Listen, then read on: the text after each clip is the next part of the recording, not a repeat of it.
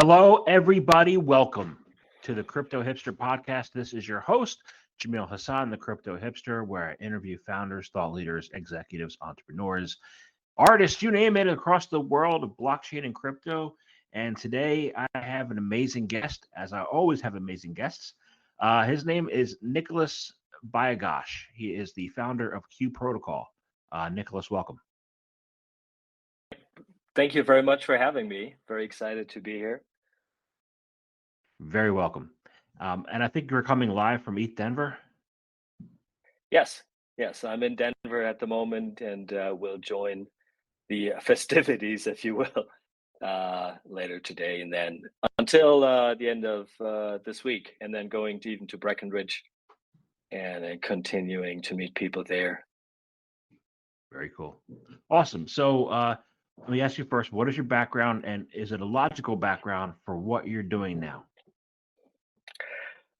So my background is I was trained as a lawyer in Germany, in the United States, and then the last bit was in San Francisco in the late 90s, and that's when I kind of got sucked into, which was the rabbit hole of Web 1 back then. And I got back to Germany and had a first internet service provider startup that I was working in, and then switched over to telecoms. Was working there, and so I was mainly doing business, a lot of M&A, a lot of governance stuff, some regulation. Switched over to become the CEO, like totally operational side, of a smaller mobile company. Did that for a couple of years, and then when we sold that company, went into a couple of my own things, mostly then as of 2016, crypto.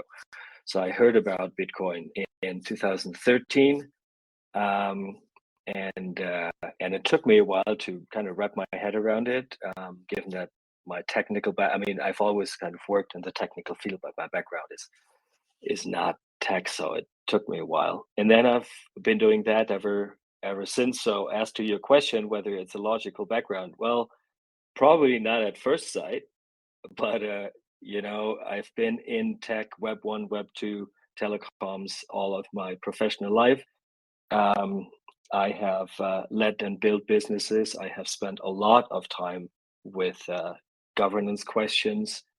So from that perspective, maybe it is very logical.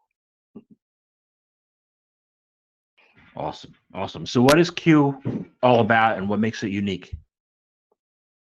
So Q,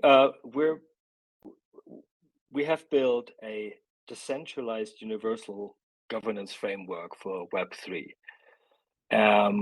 We started with Q after we had spent some time in the space, and we had the first regulated crypto fund in Europe going, and we were totally fascinated by the code is law governance scheme. Whatever can be coded can be self-executed and without any third parties, these kind of things. And what we did see very early on is that code has its limitations. Not everything can be coded.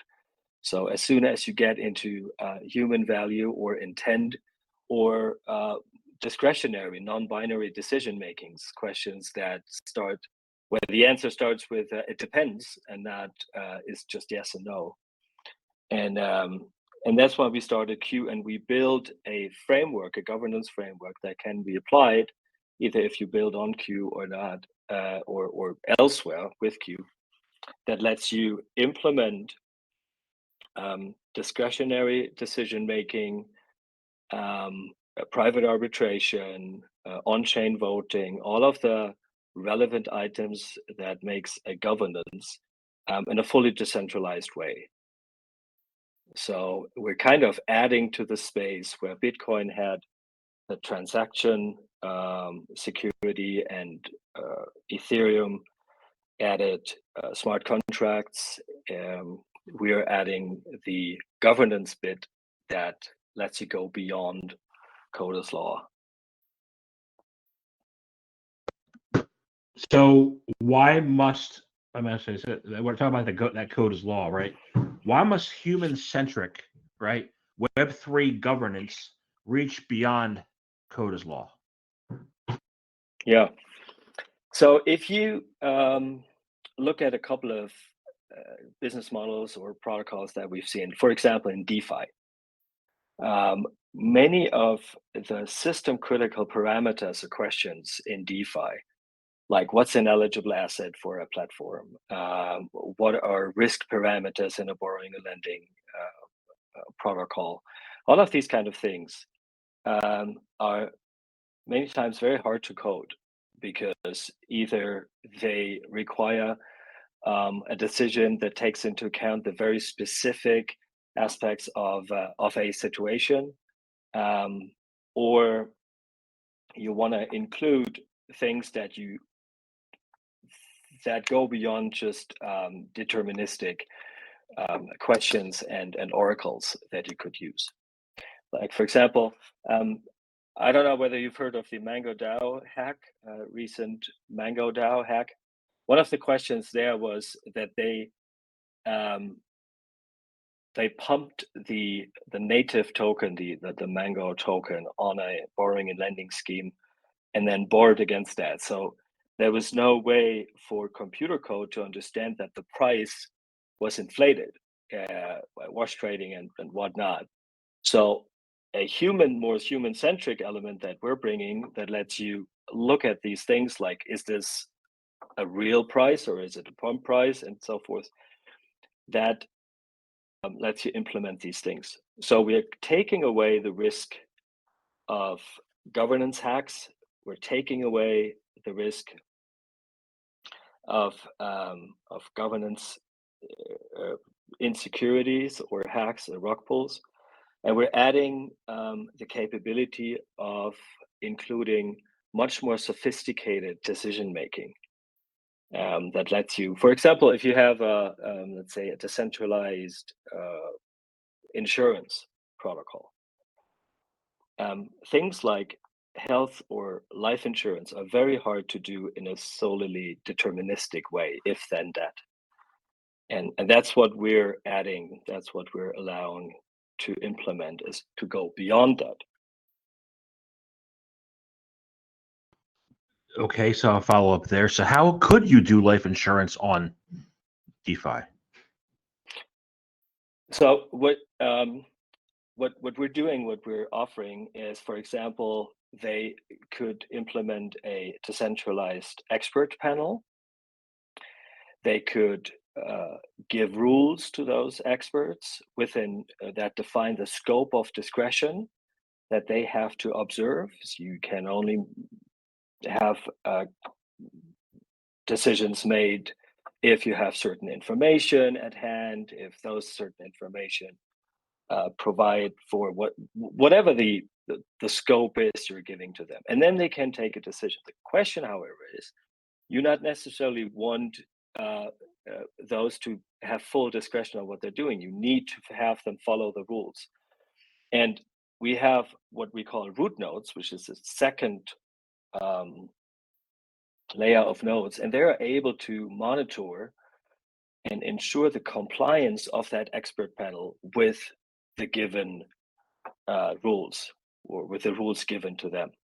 So now they can have experts on health that can determine whether a certain insurance situation actually led to the insurance having to pay, because there are certain, like, doctors information, whatnot, things that code is hard to do. You, either as an oracle, or because it's not deterministic.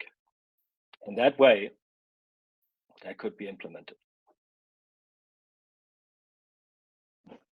Yeah, I have an AIG background, and I worked in both life insurance and property and casualty, and I can see rules working for property and casualty, right? But I see them. I don't know how you would replace the actuary, for, So you're saying the rules can replace the actuary? Yes. Very cool. Let's do that. So, Awesome. So I'm thinking there's a void, right? We call it the governance void, right? But there's a governance void that exists today that enables exploits, like I said, Mango, and centralization to happen, right? How do we fill that void? Yeah. Um, just recently, there's been a big debate about new deployment of new code, like code upgrades in DeFi, and how those are done on the basis of a multi-sig scheme where like certain people in the protocol they can then deploy that 3 out of 5, whatever it is, 5 out of 7. So that's fairly centralized if you think about it. And at the same time, there's this whole discussion around regulation then saying, well, if you guys have the keys to all of the funds at this very moment, and you can decide what to do with all of the funds, you're custodians of that fund, or you might be fund managers. So, and that would put you into certain regulatory under certain regulatory restrictions. But I think first and foremost, it's a risk. It's a risk of uh, centralization that you have just a few people having so much control. So what we do and what we can offer to others is if we have a new code deployed, then there's first a voting of the community, then there's a veto period where the root nodes monitor whether the voting had observed the correct requirements for quorum and majority, whether the eligible voters were the ones that actually did or could vote, and so forth. So whether the voting was correct, and if in the and then assuming that the voting was correct and no veto was given, then it is the next step is the execution phase. So that's where normally you would then hand over. You would have a void. You would hand over to somebody executing. But here, what we're offering is that the root nodes as a decentralized panel, and I can talk about why they are decentralized and how they are monitored and checked themselves. They just they vote again on the execution. So you're not having a couple of guys, but you're having a huge panel of independent nodes that with a majority vote on the execution. And there's nothing that can happen. Nobody can kind of step in and forbid them do that. So then you have an end-to-end proposal to execution mechanism. And that's the way we envisage for this void to be filled. Other things are, if you think about it, there's an increased demand for decentralized organizations, DAOs, and other decentralized organizations, and they all are facing the same questions. How do we make sure that the results of any vote or any decision the community has made is actually being implemented? So how do we make sure that not a few people in the DAO have more powers than others? How can we make sure that we have the intent or the, let's say, the constitution of a DAO be ruling and not only the code? Because in the constitution you could say things like, my intention is for any code that we use to do the following, and then if there would be um, uh, failures of the code, you could always go back to the constitution and say, not code is law, but law is law, or our constitution is law, and then the code has to follow. Things like that. We'll get into that constitution a little bit later. I want to ask you though, first of all, you said some decision making. Well, decision making is human, right? So you're looking to add this human element to the Web3 governance, right? Like DNA, morals, values, ethics. How do you add all that human stuff to the code? You you don't add it to the code but what you do is you kind of marry it with the bits and pieces that can be coded. So we are big proponents of like whatever can be coded should be coded. But then as soon as you hit the limitations of that, you need to have ways of still allowing you to build beyond those limitations, but have it married with the code. So for example, if you think about slashing in proof of stake schemes today, so most of them are deterministic. If there's a certain downtime or whatnot, then funds will be slashed, and that be it. No matter what the actual situation is, and whether there might be reasons for downtimes and so forth. So what you could do is you could give beyond this deterministic. You could say like, well, the slashing can be up to a certain amount, so that opens a room for discretion. And we have this, and we've had situations where, for example, then the validator who was to be slashed, they said like, oh, I just had a downtime because there was power out. My machine is up and running again.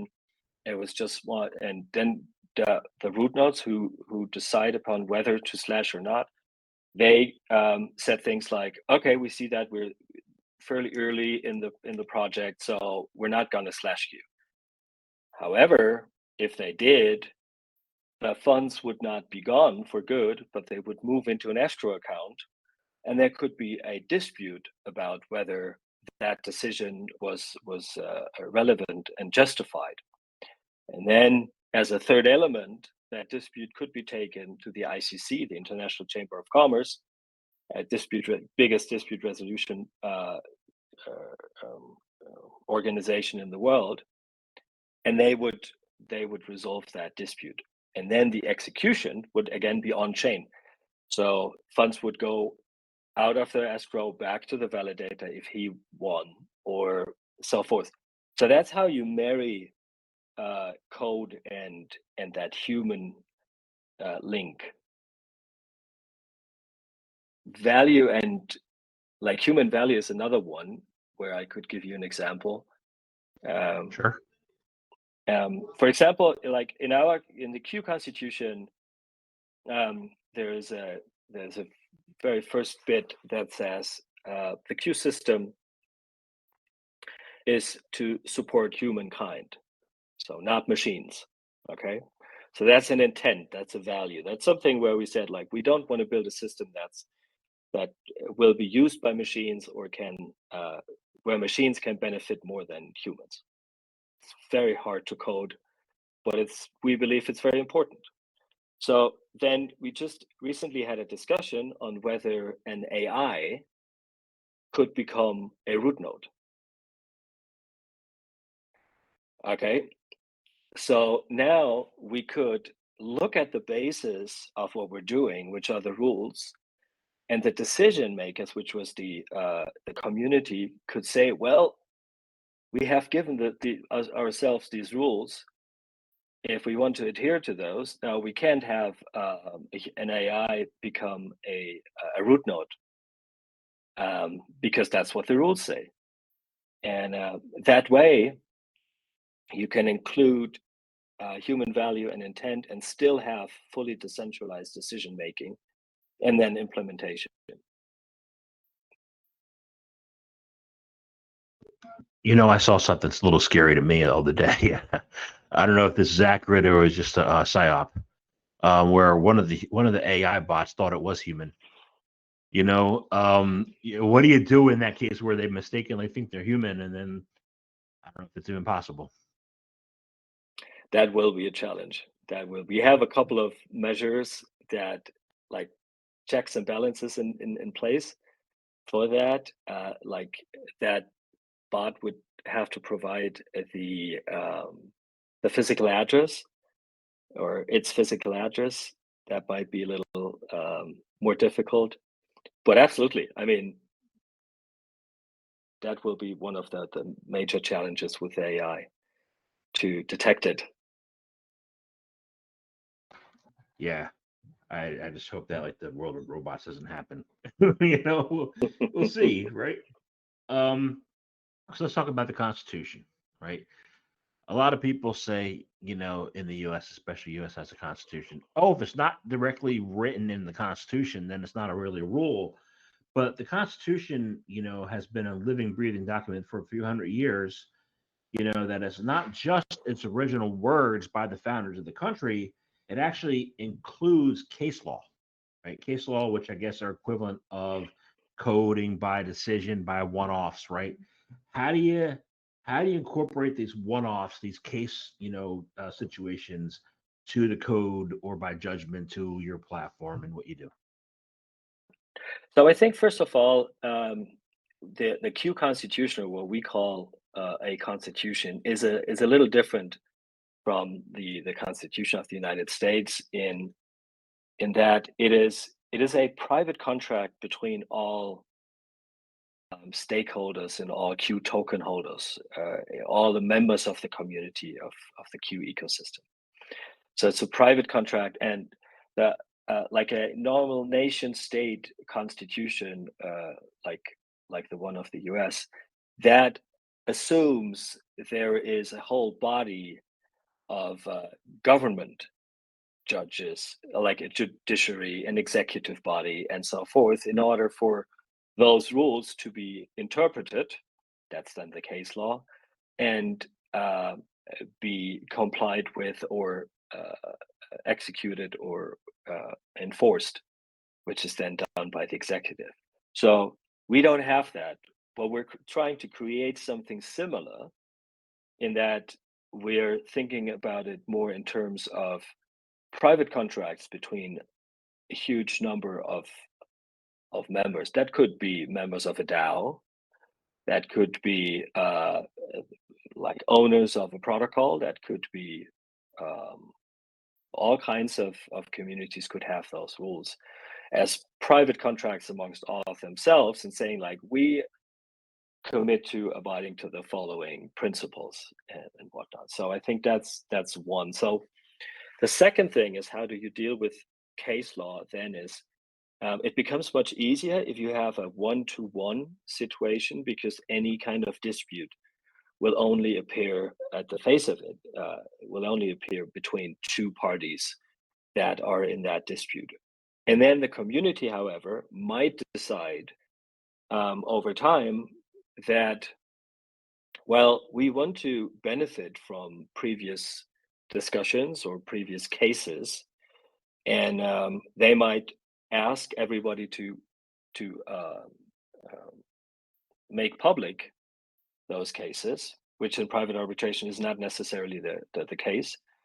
And also the community could decide, we want for those past cases to be taken into account in new decisions, which is essentially then saying like, we're taking into account case law. I'm not so sure whether that would be a good idea. I think that really will depend on the type of community, when in the growth phases of a project, what you think about it, because there's always a flip side to that coin. So case law is great, but it's very difficult to establish early on, and there need then to be rules how to interpret and apply case law. Is it binary? Is it, whenever there's been a case, then how do you change over time? I think that's something that always I found to be very, very critical in everything you do, because if there's only one constant, it's change, right? So we have to have very transparent and clear ideas and mechanisms on how to change, even like a constitution, because we will need to be able to adapt it. It's the same like with code, and what we've talked about earlier. If you need to have very good decentralized mechanisms to upgrade code, otherwise you're stuck with what you have in the beginning. And for some very simple business models, or very rigid, that might be a good thing, but for most, it's not. You said a word early on in your answer, and I want to ask you about this. I think you have it in place. Is arbitration, right? How does your arbitration work? So the ICC Court of Arbitration, as I said, the biggest in the world, is plugged into the Q system in that they looked at the Constitution, they looked at the contract, and they said like, well, we would be fine taking and accepting any dispute that arises out of that contract. So if there are parties to that contract, like Q community members or stakeholders of Q that have a conflict or a dispute, they said we would claim jurisdiction and say like, yeah, you can comment and we will find an answer to that. So they have a full due process in place. They have there are arbitrators that are available and so forth. So if there was a conflict, let's say over the slashing, the validator would go and say like the slashing was not justified, it was too much or not at all, whatever. And they would take that to the ICC. So they would go to the ICC, say like, this is what happened, this is the contract, this is the situation.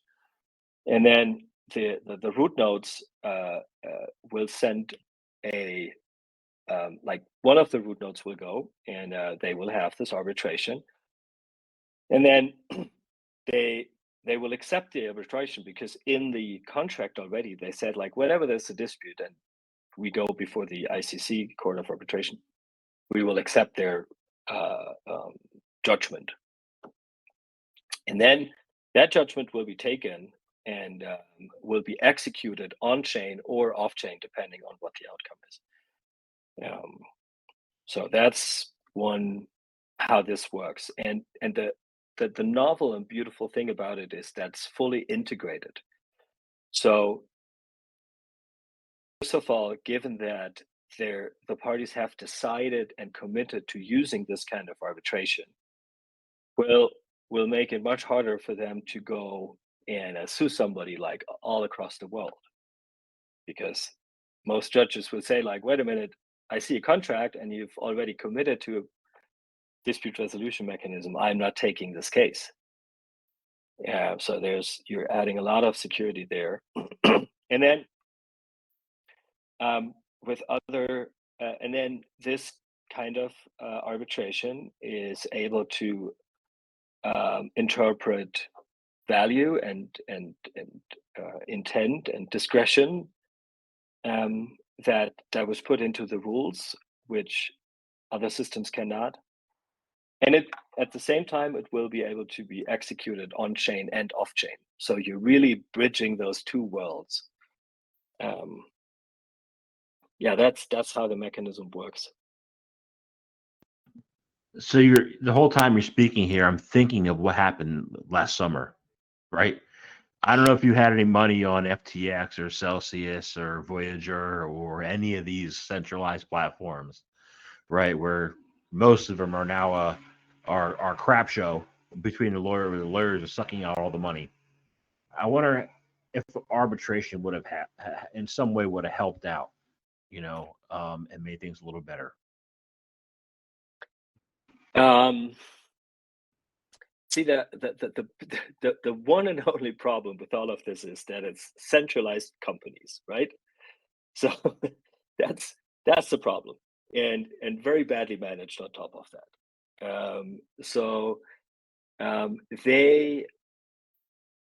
For them, that arbitration would not have been available. I mean, they could always go, but arbitration always requires two people deciding we are going to have arbitration. So for those centralized companies, they would have had to enter into such an agreement with all of their clients, so then that the clients could then take them to an arbitration. There's probably no such clause in the terms and conditions, because there's probably a clause in the terms and conditions saying like, we're not going to be sued by anyone in any case, anywhere and anyhow.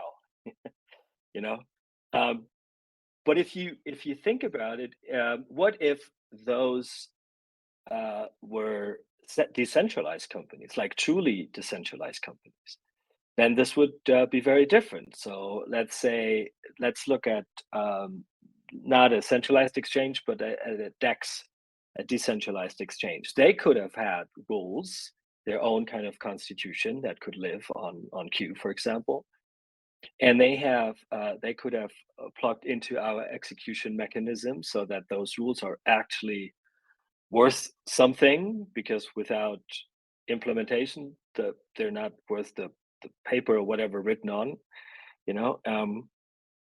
And then they could have, in their rules, they could have said like, and then whenever there's a dispute between our token holders, then that dispute could be taken to the ICC, and then that would have helped massively, because first of all, you would have had very transparent rules. You would have an oversight mechanism, which apparently wasn't so strong there. So they were not under any working regulation. So you would have that. And thirdly, or last but not least, you would have the integrated arbitration. It's a little bit like we're trying to provide to decentralized organizations what good nation states are providing to centralized organizations. So you can set up your rules, you can make sure that those are being complied with, and if there's a need for an interpretation or a dispute resolution, then we also provide a mechanism for that. For the centralized, that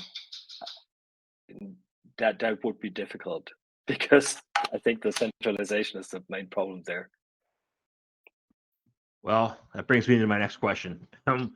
What do you do, like in the TradFi world, in the centralized world? What do you do when those laws are unethical, immoral, and perhaps illegal? Then how does your platform? Yeah. The rules, or the terms that would be set forth by a DAO, for example. Yeah. So first of all, I mean, everybody can put up their own rules. Then the question is, illegal in what sense? You know, it's like, if you look, what's the benchmark? Are you looking at it from let's say a Western or law perspective, or a European law perspective, US law perspective, or an Asian law perspective, or, you know, it's like what? And I don't want to play this down, but I think that is one of the really relevant questions. A DAO could say in their statutes, whatever we do is subject to US law. So they could choose a certain law of a jurisdiction deliberately to make clear. So whatever we do, we see in light of that law or set of laws, and we abide by them. The other thing is the community, the Q community in that case, they would decide whether to have and implement in their in their governance any organization. And if they would see, they would always decide on whatever they decide. I mean, it's an open system, but we don't forbid anybody to build whatever, because it's not for us to do that. It's an open system. Anybody can build whatever. It's like Ethereum, you know. If you integrate deeper with the governance, then the root nodes and the Q community will have a decision on that, because they're providing the governance framework and providing some of those services.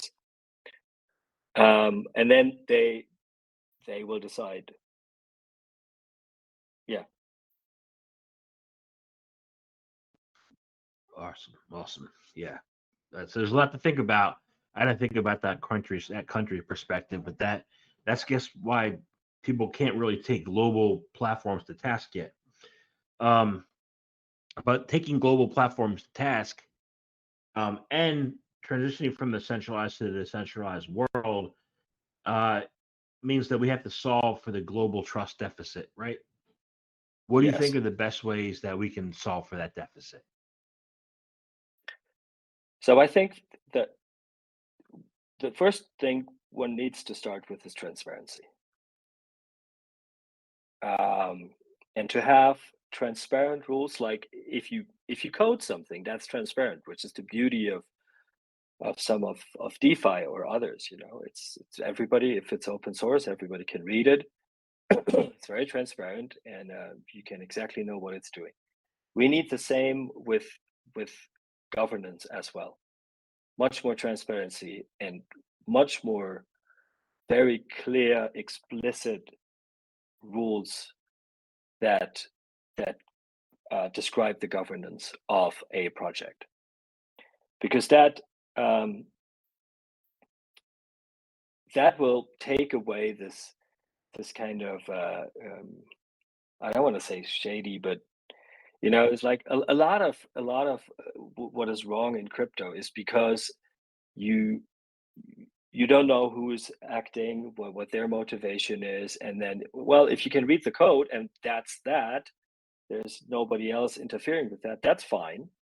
But as soon as there is somebody else interfering with that, like in DeFi protocols, like a couple of whales who have the private keys to the multisig and have certain special powers, you need to have transparency about that very clearly.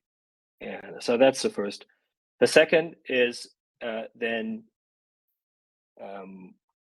those mechanisms need to be enforceable. And the third thing is, I think if you provide to the decentralized world what we call like the trinity of governance. So governance always needs like three things: rule setting, execution of those rules, like some kind of enforcement mechanism, and dispute resolution. That's a trinity of governance. So every kind of governance needs all three steps, all three. Otherwise, if you just have a constitution that's not enforceable, it's like a white paper. It's putting down a couple of ideas, but it's not binding. If you don't have an arbitration or dispute resolution mechanism, you will end up fighting. And fighting in the decentralized world was either forking, which is not really a good idea for many applications, or it was backdoor deals and something that was not transparent, or outright fight, people fighting in the open. And I believe very, very strongly, if we are able to provide good governance features and technology and processes for decentralized companies or decentralized projects or organizations, to use those to have transparent, explicit rules that actually work, that give them an alternative to outright fight or just civilized dispute resolution. A lot of them will use this, and that will be, in my opinion, one of the biggest providers of value in all of Web3 in the coming years. Because if we don't have that, there's so much that we cannot do, or we will suffer greatly from regulation and government crackdowns for not being transparent and fair enough.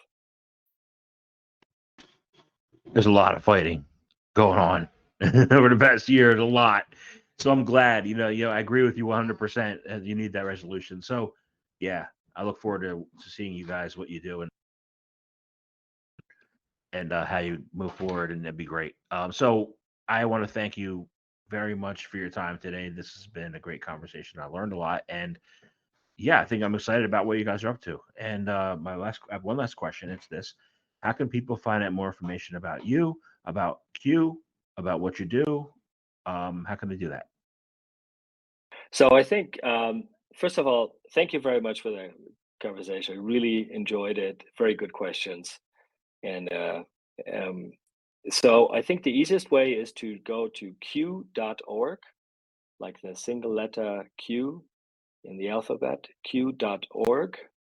And there you will find all of the information for developers, for DAOs, and anyone who wants to build on Q. You will find explanations on. That's the one, and it will also take you to the D app that lets you have a look at how we use those governance features for the Q blockchain and some of the applications on top of it. So that's really nice and tangible. You can like put your votes on and all of these kind of things. That's on hq.q.org.